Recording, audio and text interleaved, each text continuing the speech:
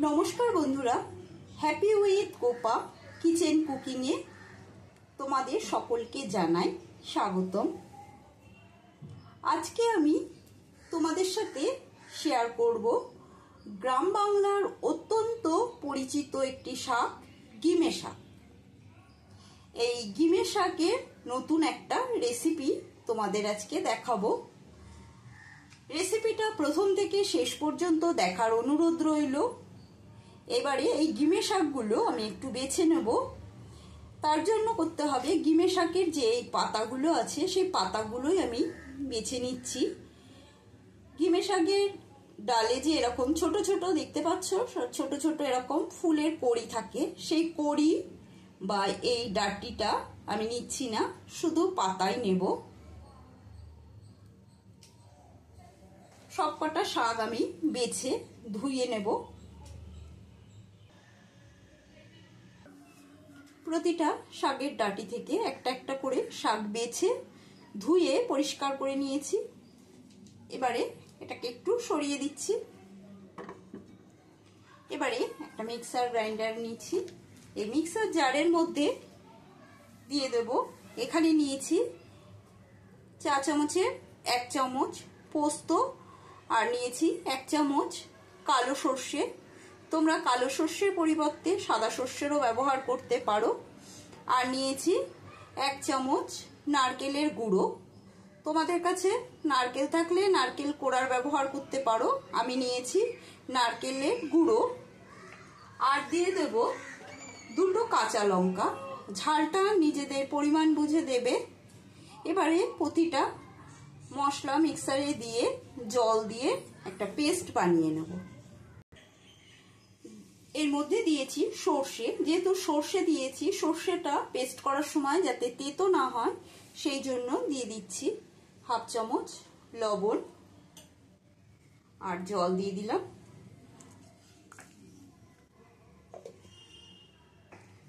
মশলার পেস্ট করা হয়ে গেছে।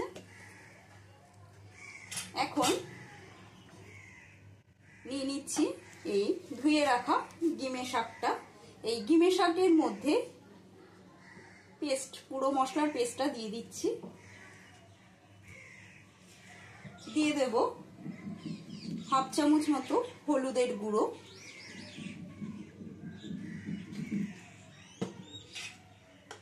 মশলার স্বাদটা ব্যালেন্স হওয়ার জন্য দিয়ে দিচ্ছি সামান্য পরিমাণে চিনি। দিয়ে দেব কাঁচা সর্ষের তেল। লবণটা যেহেতু আগেই দিয়ে দিয়েছি আর লবণের ব্যবহার করলাম না। এবারে ভালো করে হাত দিয়ে মেখে নেব।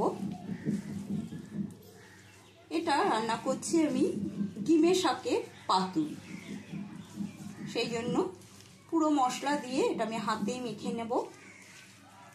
এই শাকটা সামান্য তেতো হলেও এর কিন্তু ভীষণ গুণাগুণ রয়েছে, ঔষধি গুণাগুণ। যাদের ডায়াবেটিস আছে তাদের ডায়াবেটিস নিয়ন্ত্রণের জন্য এই শাক খুবই উপকারী। এমনকি কৃমি যাদের আছে কৃমির পক্ষেও এই শাকটা খুব ভালো। তারপরে যাদের তোমার গ্যাস অম্বল অ্যাসিডিটির সমস্যা আছে তাদের জন্য এই শাকটা খুবই উপকারী। এছাড়া এই শাকেরও বহু গুণাগুণ আছে। শাকটা মেখে নিলাম, 10 মিনিটের জন্য রেখে দিচ্ছি। গ্যাসে একটা কড়াই বসিয়েছি, কড়াইয়ের মধ্যে দিয়ে দিচ্ছি সর্ষের তেল। এখানে 3-4 চামচ মতো সর্ষের তেল দিলাম। তেলটা গরম হয়ে গেছে। এবারে এই তেলের মধ্যে দিয়ে দেব মাঝারি সাইজের 2টো পেঁয়াজ কুচি করে নিয়েছি। পেঁয়াজ কুচিটা দিয়ে দিচ্ছি।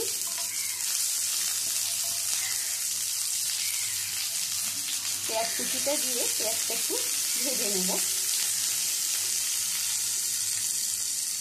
তোমরা যারা নতুন বন্ধু এখনো আমার চ্যানেলটা সাবস্ক্রাইব করে নাওনি, তোমাদের কাছে অনুরোধ রইল চ্যানেলটা সাবস্ক্রাইব করে নেওয়া, পাশে থাকা বেল আইকনটা প্রেস করে দেবে যাতে আমার রান্নার নতুন নতুন নোটিফিকেশানগুলো সবার আগে তোমাদের কাছে পৌঁছে যায়। 10 মিনিট ধরে মেখে রাখা শাকটা এবারে নিয়ে ভেজে নেওয়া পেঁয়াজের মধ্যে দিয়ে দিচ্ছি।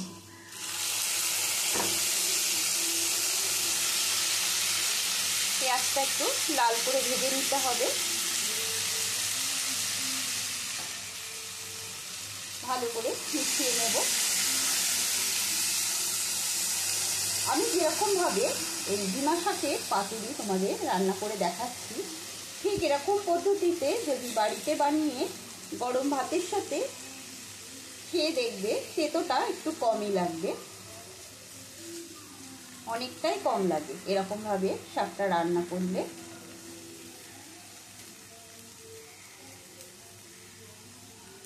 এবারে দিয়ে দিচ্ছি সামান্য মিক্সার ধোয়া জল। গ্যাসের স্টিমটা লোতে রেখেছি। লোতে রেখে 10 মিনিটের জন্য ঢাকাটা বন্ধ করে দিলাম। 10 মিনিট বাদে ঢাকাটা তুলে নিচ্ছি।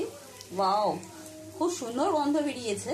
আর দেখো চারিদিক দিয়ে এরকম তেল ছেড়ে এসেছে। এই পর্যায়ে একটু হালকা করে নিচ থেকে নেড়ে দিতে হবে। এই দেখো,